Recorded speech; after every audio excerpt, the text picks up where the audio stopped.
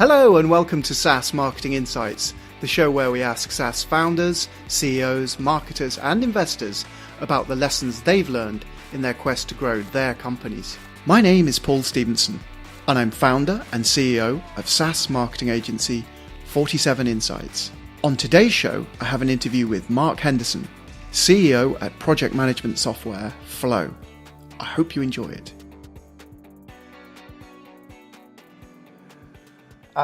So, Mark, you're the CEO of Flow. It's not something that you've always done. You've done a lot of things in your career. Why don't we start off by you telling me how you got started in business and in SaaS in particular? Well, for me, I actually started when I was, I actually really wanted to be, I played in bands growing up and I loved doing music. And I went through this period where I was did audio engineering. I did that for a year. Then I did slave labor in a studio for a year. And I got totally sick of not having any money whatsoever. And so I applied to Intuit, and eight hours later, I had my first job. And so that's where I started. I started in the call center, worked there.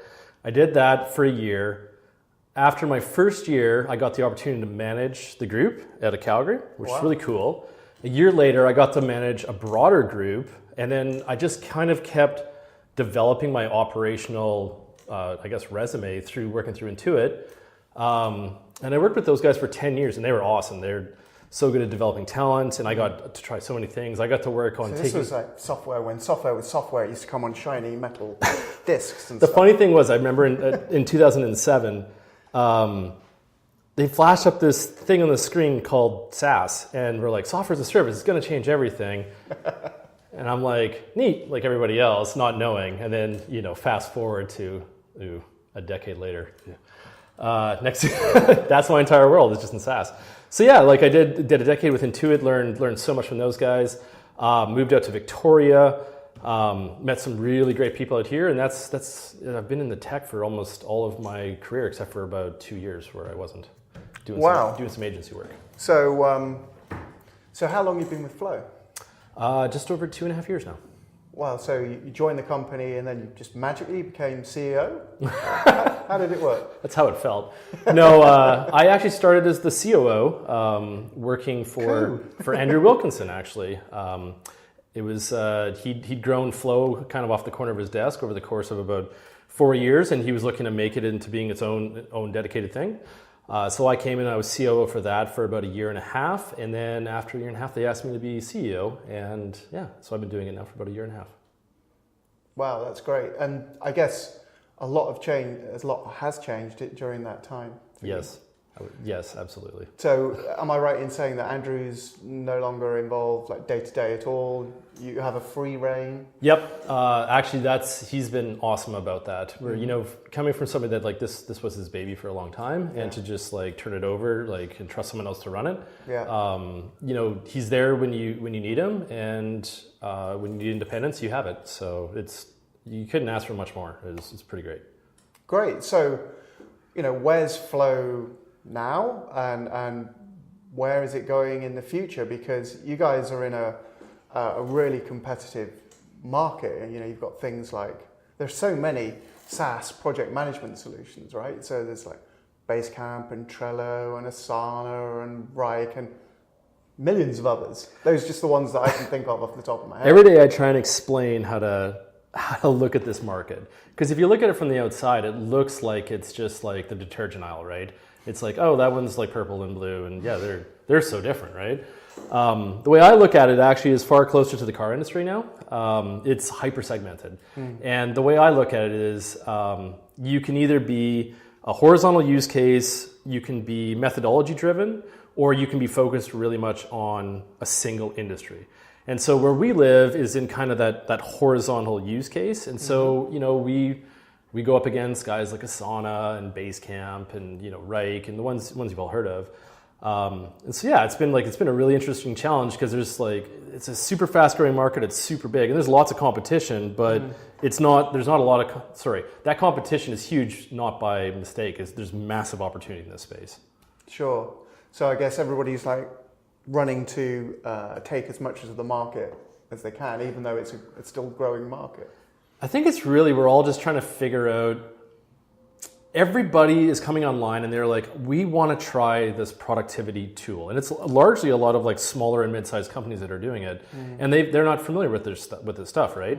And so what happens is you really have to look at your data, like understand who your customers are, and then you can actually figure out, okay, our tool is super good for us. It's actually marketers. Marketers became like our customer of choice, but an engineering team originally built it, and they actually thought they were building it for an engineering team. But it turns out over time and over looking at 17,000 points of data, it's not true. Wow. So, it's really interesting. I think that's a lot of everybody's like, that's the journey for all these tools. It's figuring out like, who are you actually truly, who actually truly loves you?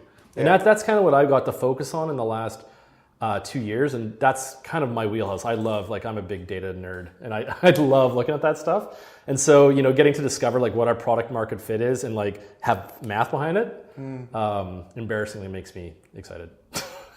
No, that's no bad thing. I'm a fan of a spreadsheet myself. Yeah. So a lot of change going on. Obviously, in the time that you've been here, running Flow, it's changed a lot as a product. It sounds like you have a really good grip on which customer segment you're delivering the most value for now. So, what's happening? What's new with Flow? What have you got that you can tell us about that's coming up? Well, we have a whole new feature set that's coming out soon. Soon? Yeah. This year? Yeah. Absolutely. Soon. I'm not sure what I'm supposed to say here, so I'm just going to leave it a little bit... intriguing. I think it depends when this thing goes live. And is this a giant killer, you think? Is this going to... I think what this is for us, just like full transparency, it's another step towards us becoming focused on who likes us.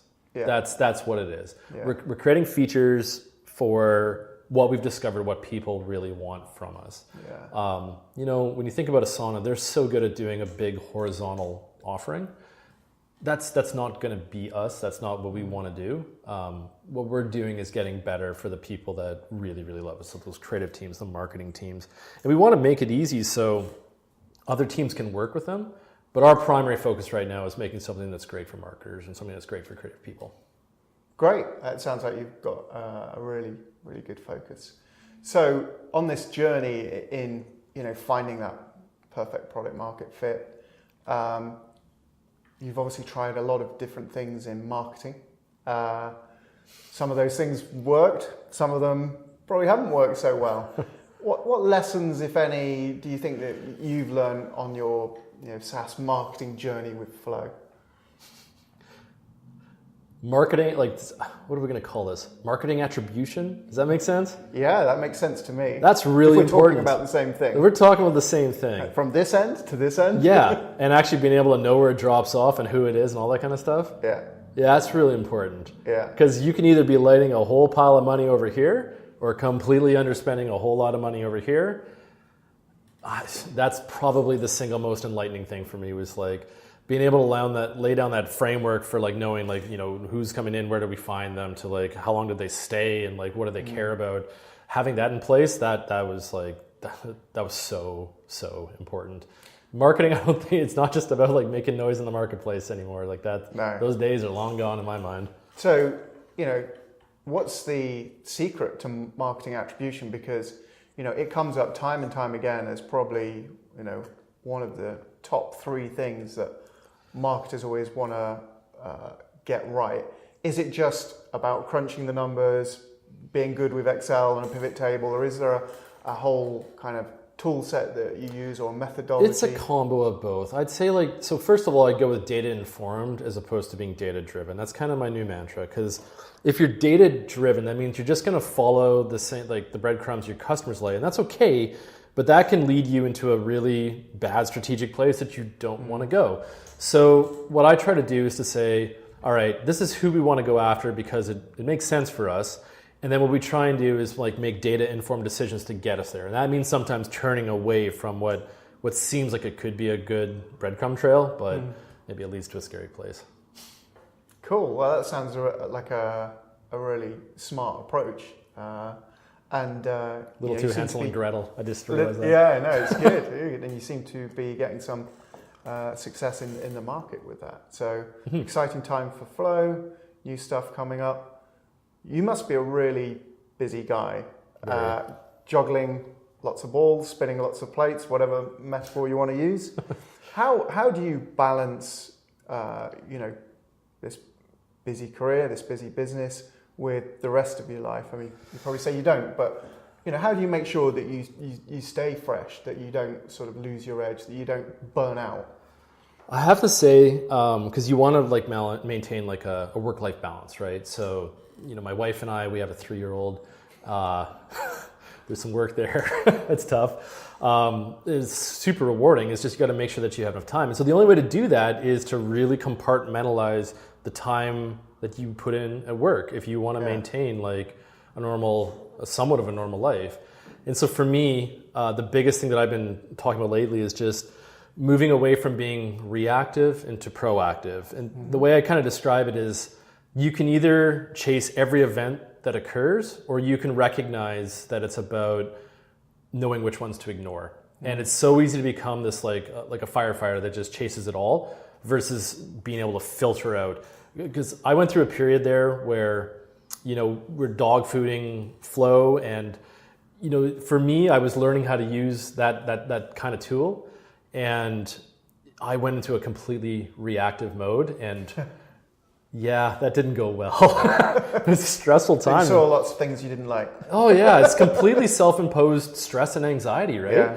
And the nice thing about us like redesigning the product is it starts to, there's a little bit of what I like in there, and it's a great tool for me now, and I can use it, and it helps me get back to being organized and do the things I like to do, which is planning. And I'd say just going from being a reactive to a proactive person is probably like the single biggest tip. Like, it's so important. Having a focus and feeling like you've got more control rather than you just being pulled in different directions. Just being able to know what stuff you should be able to ignore or to push away, because if you do it all, it'll kill you. It does, literally, I think. Yeah. Yeah. And I guess another thing that you and I have spoken before about is that you're pretty into reading a lot about business and business books. Yep. Have you read anything lately that you think would be suitable for people to follow up on in terms of SaaS or marketing or leadership? The most recent one that I read that just totally changed the way I thought was called 10 Types of Innovation. And what that got me to Who's that by? You just called me on it. I can't remember. Okay. Sorry. It's a great book, though. Yeah, we'll edit that in later. No, seriously. So what that book taught me was, if you think all of your innovation is just strictly limited to product, you're going to be chasing me too forever. And the problem with our world is, any feature that somebody makes that our competitor does, I can make it 6 months later, and they can do it too. Yeah. And so you're constantly going to be in this feature war where it's just not good. And what they did is they just enlightened me to saying, like, the best, most innovative companies, they innovate on 5 or more fronts. And statistically, and for me, because it's math driven behind it, it's like that makes total sense to me. So, you look at your business model and you look at like how you operate in the company, and there's when you see that, there's opportunities to innovate like literally everywhere. And it's so much more empowering than thinking like, what's the next feature gotta be? And then you're always chasing that thing. So what I think I'm hearing, and I might be wrong, is that your mindset probably, because of your experience and background, whatever, tends to be more product focused. But there's this whole world of innovation outside of product, whether it's in customer service or delivery. It felt like this. Like the more I grew in my career, the more scope I've been introduced to, right? And when I went from being COO, which is like running a company, and I'm pretty comfortable doing that, being a CEO, you have to look at it from one step above. And I knew to do that, but this book at some point just like I felt this moment of yanking me up one level, and I just saw a whole new set of the umbrella from above, and I was just like, oh wow, that's out of body experience. Yep. No, it literally was. Like when I read that, I was just like, whoa. And so when I read stuff like that, I get excited about wanting to teach it to somebody because that's kind of who I am. And so I've been working on putting together like a whole presentation on just to share with the rest of the group to help them give a chance to see what I see now for Flow. Cool. That sounds pretty inspirational stuff. Yeah. Good leadership. Thank you. Mark, thank you very much for chat. It's been great sharing so much detail about Flow, and good luck with everything. It sounds like a great journey. Thank you. I hope you enjoyed my conversation with Mark. For more info on Flow, please visit www.getflow.com. Next week, I'll be talking with Peter Mahoney, founder and CEO at marketing software Planner. For more info about this show and to get our links to iTunes, SoundCloud, Stitcher and YouTube, please visit www.47insights.com/podcast. And if you have any SaaS marketing insights that you'd like to share on the show, get in touch via that page. Until next time.